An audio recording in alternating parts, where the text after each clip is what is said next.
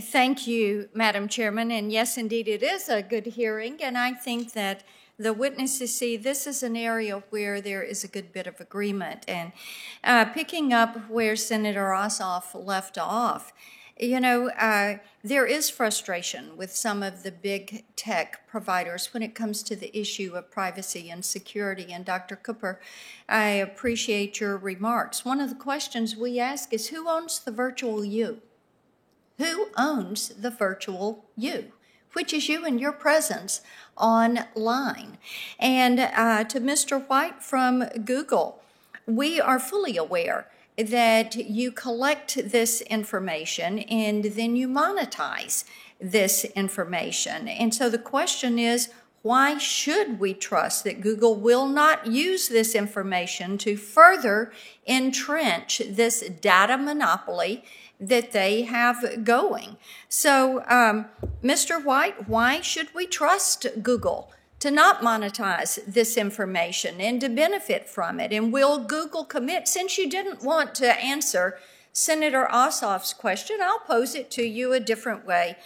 Will Google commit? Will you commit in writing that you are not going to use any of this consumer data information to inform your other business lines and to not collect or store any information other than that is necessary to facilitate the transaction that is taking place on your system? So, Mr. White, will you commit to that you're not going to capture and hold and utilize and monetize this information, that you're going to let consumers own their presence online? Are you ready to make that commitment to us? Thank you, Senator Blackburn, for the question. To your point around why should consumers trust us, that is the core thrust of our business model. We're an information company. Mr. White, that is really not the question. I'm asking for your commitment. You ready to give it? And Senator, what we do is we try to provide users with transparency, security, and control. We give them access to the data that's being collected, and we give them the controls that they can decide. You're skirting the question, so I'll reclaim my time. Let me go over to Apple. Apple seems to have two operating standards. There's one for doing business in America. There's a second standard for appeasing the communist Chinese. Apple kicked Fortnite, and I'm aware of Fortnite. I have two grandsons that are 11 and 12, and I've watched them play Fortnite. Well, Apple decided to kick Fortnite out of the App Store over a fees dispute, but it lets TikTok stay on despite violating privacy rules. And Apple will pull Hong Kong pro-democracy apps from its store when the Communist Party demands that it pull it, but then it will not cooperate with the FBI to catch terrorists in America. And Madam Chairman, there's an excellent article on Apple's willingness to bend the knee to China in the New York Post. It is called, "Is Your iPhone Worth China's Tyranny?"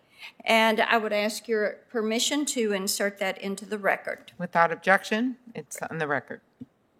Thank you. There's the Tim Cook-run Apple, which turns a blind eye to communist China's human rights abuses in Tibet and Xinjiang.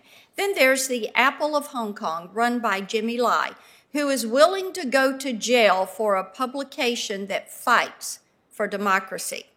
And it is sad to see the Apple of the West speak up against injustice in America, yet stay silent when it comes to China's atrocities and the genocide they are carrying out against the Uyghur.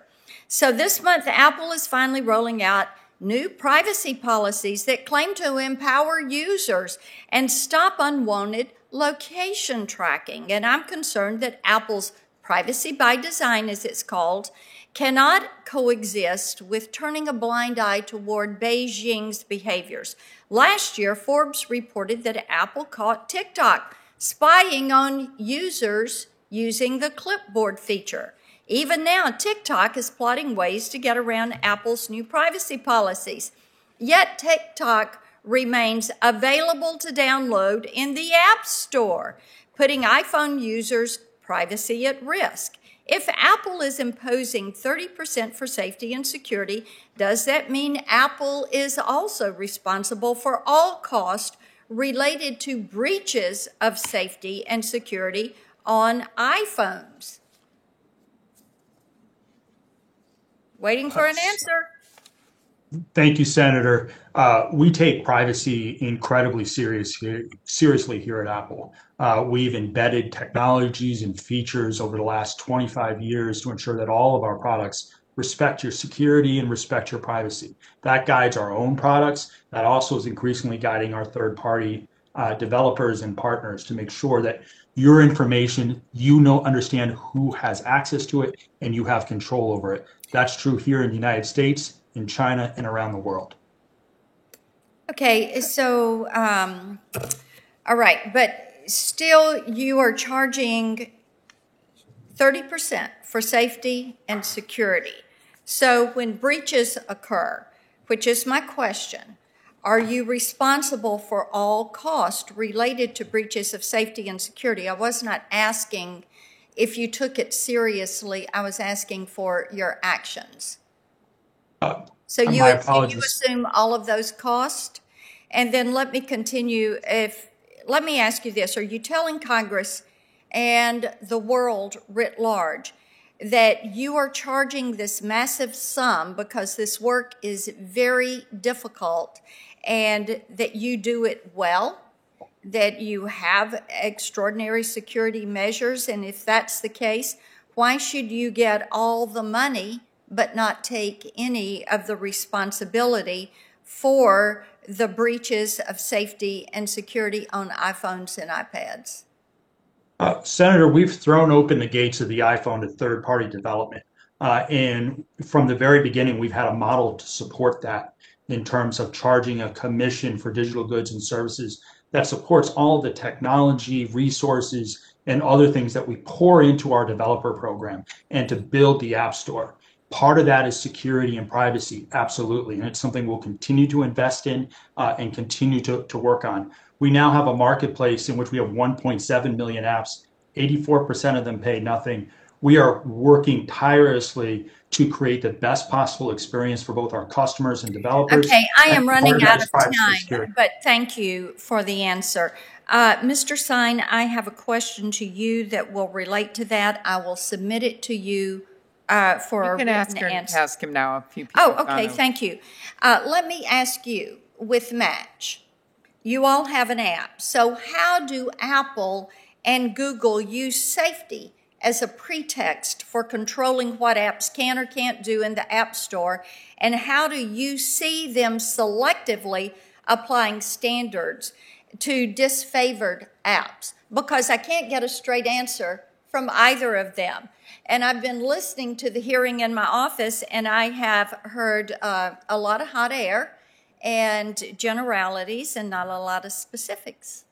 Yes, Senator. The reality for us is we don't see a lot in terms of safety that they're talking about that they provide to us. Again, as we mentioned, they don't even do the basic, which you would think is limiting underage users from downloading our apps when they know that those users are underage. We've actually seen them, as I mentioned, in Taiwan, block our app because we wanted to do ID verification. They've blocked other versions of our app because we wanted to do multi-factor authentication, telling us that it was inappropriate for us to mandate 2 forms of identification in order to make sure that someone could access our app because we wanted to make sure it was the right person. So when Apple talks about the need for safety, security, et cetera, the reality is if it was really about safety, security, et cetera, in-app payment would be applied to every app on the platform, not just 15%, because we all have users. Thank you for the clarification. Mr. Gutierrez, I will come to you for a question written. I spoke to the House of Lords in the UK yesterday on a couple of things, so I'll just send those to you in writing. And Madam Chairman, you were generous with the time. I think this shows exactly why we need to move forward with privacy, data security, antitrust, and Section 230 reforms in order to provide protection for consumers in the virtual space.